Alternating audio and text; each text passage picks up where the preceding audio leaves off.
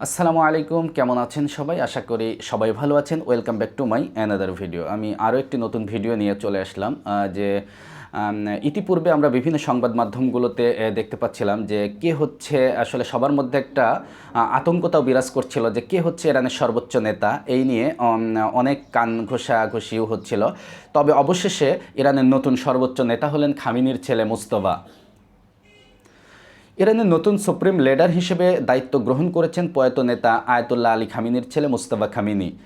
বিপ্লবী গার্ড বাহিনীর আইআরজিসির প্রভাব ও চাপে অ্যাসেম্বলি অফ এক্সপার্ট তাকে এই পদে নির্বাচিত করেছে। দীর্ঘ সময় ধরে পর্দার আড়ালে থেকে ইরানের ক্ষমতায় কেন্দ্রবিন্দু সক্রিয় থাকা মুজতবা খামেনি এখন দেশটির সর্বোচ্চ রাষ্ট্রীয় ও ধর্মীয় প্রধান।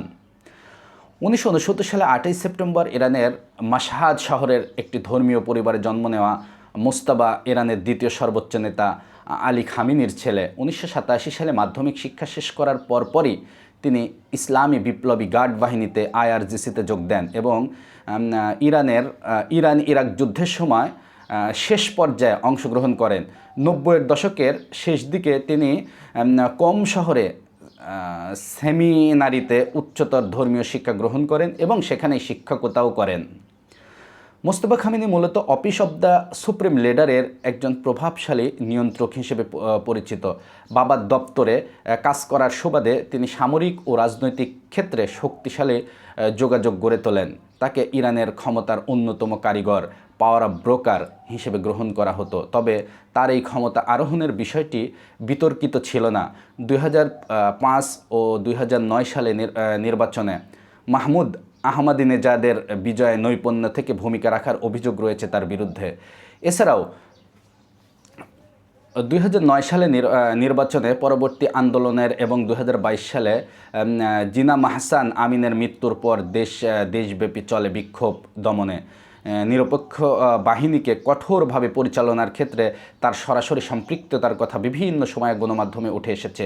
2022 সালে আগস্ট মাসে কোম সেমিনারের সাথে সংশ্লিষ্ট একটি মাধ্যমে তাকে আয়াতুল্লাহ উপাধিতে ভূষিত করা হয়। এই জন্যই ধর্মীয় নেতা হিসেবে যে ধরনের উচ্চতর পণ্ডিত্য এবং গ্রহণযোগ্যতার প্রয়োজন হয় তা না থাকা সত্ত্বেও ওই উপাধি ব্যবহার তার উত্তরসূরি হওয়ার পূর্ব প্রস্তুতি হিসেবে বিবেচিত হয়েছিল।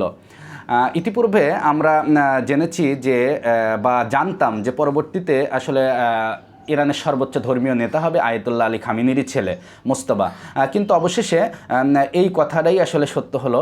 সে কিন্তু আসলে যোগ্য, সে তার অনেক এক্সপেরিয়েন্স রয়েছে এবং এই সম্পর্কে তার যথেষ্ট জ্ঞানও রয়েছে, যেহেতু তার বাবার সাথে থাকার সৌভাগ্য তার হয়েছে।